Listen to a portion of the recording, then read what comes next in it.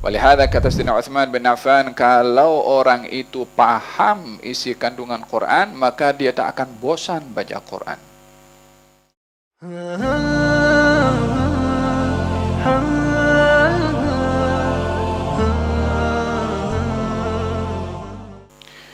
Kalau Sayyidina Umar bin Khattab radhiyallahu anhu wa ardhah, di dalam sejarah biografi beliau didapati beliau membaca Al-Quranul Karim waktu solat subuh, sehingga beliau ketika membaca ayat-ayat yang menyentuh tentang adab, beliau jatuh pengsan dan dibawa balik ke rumah tanpa sedar, sehingga beliau berada dalam keadaan rumah selama 3 hari sakit, disebabkan oleh karena terkesan bacaan Al-Quran yang begitu dalam maknanya bagi orang yang menghayati seperti beliau. Walihada kata Sayyidina Uthman bin Affan, kalau orang itu paham isi kandungan Quran, maka dia tak akan bosan baca Quran. Hadza keberkesanan Al-Quran pada orang yang membacanya. Satu hari ada seorang bernama Uyainah ibn Husain, saya ingat Uyainah bin Husain. Dia orang yang akhlaknya kurang bagus, agak kasar. Satu hari jumpa dengan Sayyidina Umar bin Khattab, ditemani dengan siapa namanya, Uthman bin Hunayf, saya ingat Uthman bin Hunayf, lebih kurang Uthman bin Hunayf saya ingat.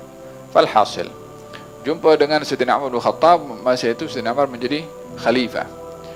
Kemudian kata Uyainah bin Husain mengatakan kepada Sayyidina Umar bin Khattab, ya Amirul Mukminin, kamu ini kedekut dalam pemberian, tak memberikan kepada aku pemberian yang secukupnya.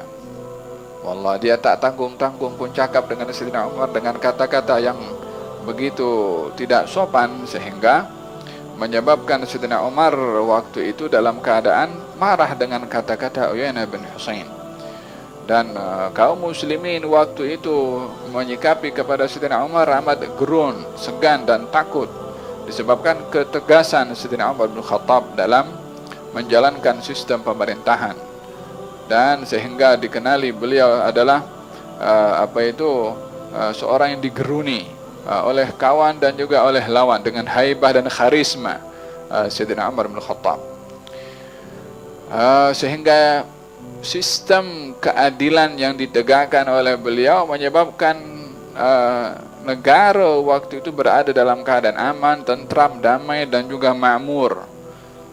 Sehingga ketika datang satu utusan daripada negara luar untuk berjumpa dengan Sayyidina Umar, difikir oleh orang itu Sayyidina Umar berada dalam dipunya istana atau berada memiliki dewan yang besar untuk pertemuan duta-duta yang datang daripada luar.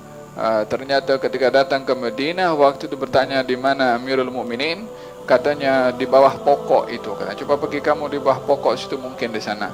Dihampiri oleh utusan yang datang daripada negara luar. Didapati Sayyidina Umar sedang berbaring seorang diri tanpa ada pengawal. Ketua negara tidur seorang diri di bawah pokok berbantalkan dengan lengannya.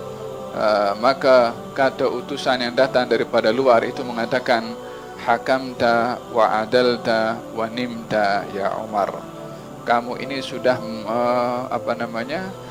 menjadi pemimpin dan adil, semua dapat haknya, maka kamu tidur dengan tenang, tak ada sesiapa yang akan menyakiti kepadanya sebab masing-masing dapat haknya.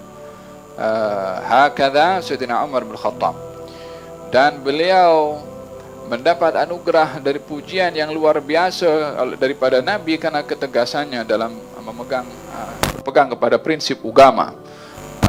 Katanya dalam innaka bil Khattab, sungguh bil Khattab tidak lalu di satu lorong melainkan syaitan mengambil lorong yang lainnya, karena karisma ketegasan Sayyidina Umar bin Khattab. Ini pula seorang yang dia kurang sopan datang kepada Sayyidina Umar mengatakan dengan kata-kata yang tidak sopan, engkau ini kedekut dalam pemberian, tidak memberikan cukup kepada aku. Katanya, sudahlah datang meminta pemberian, diberi, masih dikatakan Sayyidina Umar kedekut. Ketika air muka Sayyidina Umar naik marah atau wajahnya nampak marah dan memerah, Maka Uthman bin Hunayf tadi mengingatkan kepada Sayyidina Umar bin Khattab. Katanya, ya Amirul Mu'minin, sesungguhnya Allah telah berfirman kepada nabinya, khudhil afwa wa'mur bil urfi wa'arid 'anil jahilin. Ambillah maaf atau maafkan orang dan berbuatlah kebaikan dan berpalinglah kamu daripada perangai orang-orang jahil. Ini orang jahil bercakap, yang Allah perintahkan nabinya untuk berpaling, tidak melayan kepada kerenah orang-orang jahil. Maka Sayyidina Umar yang waktu itu sedang naik marah dan ingin meluahkan marahnya kepada Uyainah bin Husain tadi, dibacakan satu ayat oleh Uthman bin Hunayf, maka dia terhenti daripada keinginannya untuk marah, dan dibaca ayat itu berulang-ulang, khudhil afwa wa'mur bil urfi wa'arid 'anil jahilin. Setiap kali dibaca ayat itu meredakan kemarahan Sayyidina Umar bin Khattab. Ini keberkesanan ayat kepada orang yang sedang berada dalam situasi yang kalau tidak dipandu oleh ayat akan salah mengambil sikap. Hadza kesan Al-Quran yang perlu ada kepada seseorang. Dengan begitu perlunya ada at-tajassud, yakni menjasadkan Al-Quran. Maksudnya itu jadikan kita punya jasad bertindak dengan panduan Al-Quran, sehingga tidak dijadikan Quran hanya kitab bacaan tanpa ada praktikalnya kepada lisan kita, pandangan kita, pendengaran kita, tangan kita, dan anggota badan kita. Al-Quran hendaklah wujud pada manusia sehingga orang-orang beriman, sehingga orang-orang beriman dapat menerjemahkan Al-Quran dengan perbuatannya, sehingga menjadi Al-Quran yang bergerak dan berjalan di atas muka bumi. Hadza berkenaan dengan